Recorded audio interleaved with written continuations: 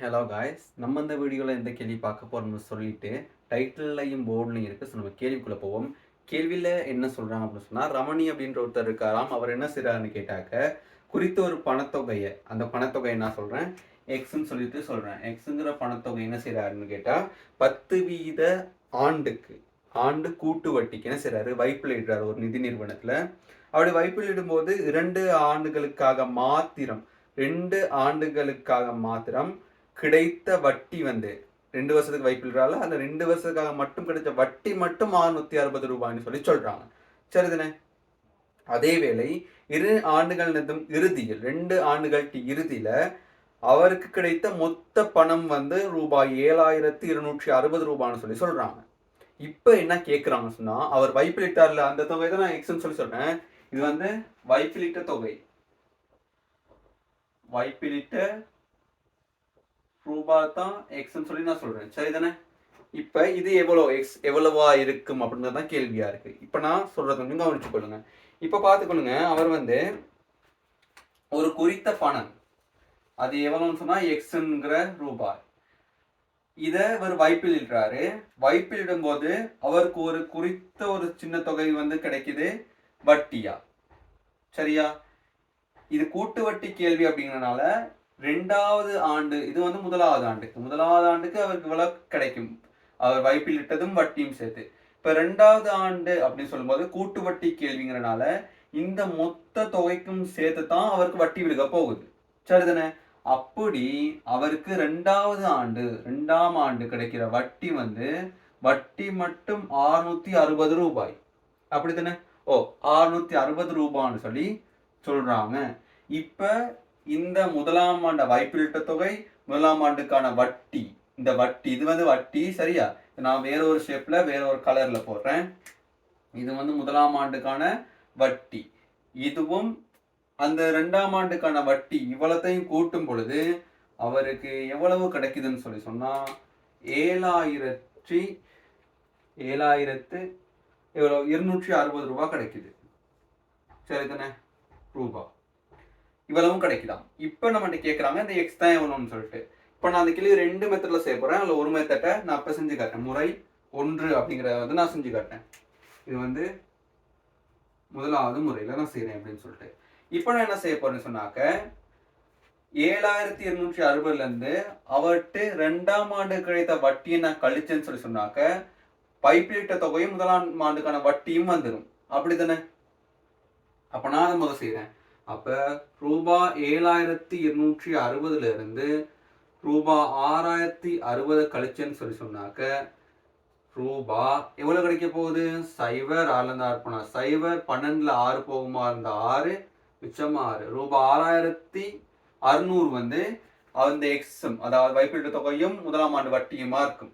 அவர் வைப்பிலிட்ட தொகை 100% நான் சொல்லுவேனா இருந்தா, அவருக்கு முதலாம் ஆண்டுக்கு அந்த வைப்பிலிட்ட தொகைக்கு அவர் முதலாம் ஆண்டு செலுத்திய வட்டி, கிடைத்த வட்டி எவ்வளவு? அவருக்கு கிடைத்த வட்டி அங்கேயே சொல்லியிருக்காங்க 10% சொல்லிட்டு. அப்ப 100% சக 10%, இந்த 110% தான் 6,600 ரூபாயா இருக்க போகுது. விளங்குதுனே உங்களுக்கு? அப்ப 110% அப்படின்றது வந்து 6,600 ரூபாயாக இருந்தால் 100% எவ்வளவா இருக்கும் அப்படின்றத நம்ம கண்டுபிடிக்கணும்.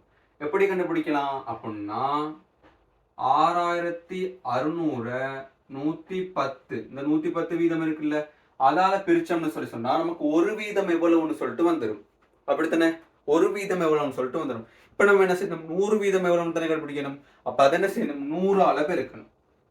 100ஆல பெருக்கணும்னா 100% எவ்வளவுன்னு வந்துடும். இதை நம்ம பிரிச்சு பெருக்கணும்னு சொன்னாக்க இந்த 0 வெட்டுப்படும்.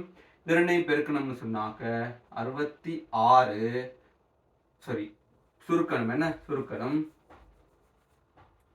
இதை சுருக்கணும்னு சொன்னாக்க எத்தனை முறை?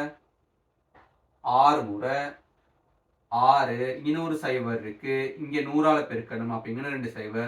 அப்ப எவ்வளவு? ரூபாய் 6,000 அப்படிங்கிறது தான் என்னவா இருக்கும்? அவர் வைப்பிலிட்ட எக்ஸ் தொகையா இருக்கு. எக்ஸ் தொகை தான் 100%. அப்படித்தானே? அப்ப கண்டுபிடிச்சாச்சு. இது முறை 1.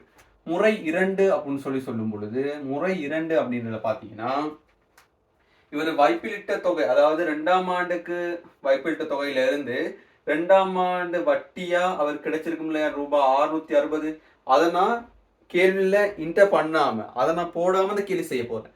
எப்படின்னு சொல்லி பார்த்துக்கொள்ளுங்க. சரிதானே? இப்போ வந்து அவர்கிட்ட முதலாம் ஆண்டு அவர் முதலாம் ஆண்டு குறித்த தொகை இருக்கும் இல்லையா வட்டியோட சேர்த்து, அந்த தொகைக்கு சேர்த்துன்னு 2ஆம் ஆண்டு கூட்டு வட்டி நமக்கு அங்க போறோம். முதலாம் ஆண்டுக்கு இவ்வளவும் இருக்குமா இருந்தா இதுல இருந்து 100க்கு 10 வீதம் தான் 2ஆம் ஆண்டுக்கு வட்டி விழுக போகுது. அப்படித்தானே? இப்ப நான் எக்ஸுங்கிற ரூபாய் தான் எடுத்தேன் வாய்ப்பிலிட்டது. ஸோ நான் எக்ஸ்னே எடுக்கிறேன். இதுல 100க்கு 10 வீதம் பார்த்தா அது வட்டியா மட்டும்தான் இருக்கும். சரிதானே?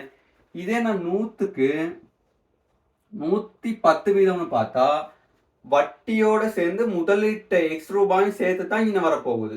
இது அப்படியே பார்த்தீங்கன்னு சொல்லி சொன்னாக்க இது அப்படியே தான் இங்கே எழுதியிருக்கேன். இதைத்தான் நான் இங்கே எழுதியிருக்கேன். எக்ஸோட சேர்த்து 100க்கு 110 வீதம். சரிதானே? இது முதலாம் ஆண்டு அவருக்கு கிடைக்கக்கூடிய வட்டியோட சேர்த்த தொகை. அடுத்து சொல்றாங்க 2ஆம் ஆண்டுக்கு. 2ஆம் ஆண்டுக்கு எவ்வளவு நடக்கப்போகுது?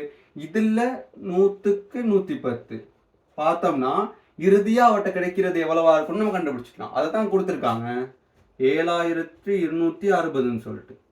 இப்போ நம்ம இது அவ்வளோத்தையும் சுருக்கணும்னு சொன்னாக்க எக்ஸுங்கிறதுக்கு என்ன செஞ்சோம்? தீர்வு கிடைச்சிடும். பார்த்துக்கொள்ளுங்க. நான் சமண கொஞ்சம் கொஞ்சம் தள்ளி போட்டுக்கொள்கிறேன். 720ன்னு சொல்லி 7260ன்னு சொல்லி இருக்க போகுது. இப்போ பாருங்கள், இந்த சைவர் வெட்டலாம். அதே மாதிரிக்கே இந்த சைவரையும் நான் இந்த சைவரையும் வெட்டுறேன். இப்போ இதை இங்கிட்டு பெருக்கிறதுலாம் சமனுக்கு அங்கிட்டு போகுது. இப்போ எக்ஸ் மட்டும் இங்கிட்டு இருக்க போகிறாரு. 11 பெருக்குது. அங்கிட்டு போனால் என்ன செய்யும்? பிரிக்கும். 11 தர 11.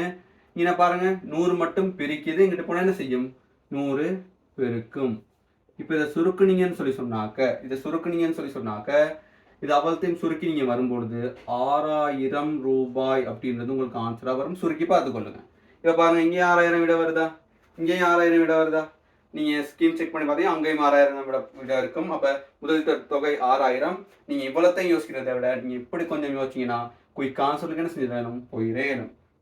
சரிதானே? இப்படி ஆன்சர் எடுத்துருந்தீங்கன்னு சொல்லி சொன்னாக்க உங்களுக்கு 2 புள்ளிகள் வழங்கப்படும். ஓகே கைஸ், கேள்வி விளங்கியிருக்குன்னு சொல்லி சொல்கிறேன். ஸோ மெத்தட்ஸை கொஞ்சம் பார்த்துக்கொள்ளுங்க. நம்ம அடுத்த கேள்வியில் சந்திப்போம். பாய்.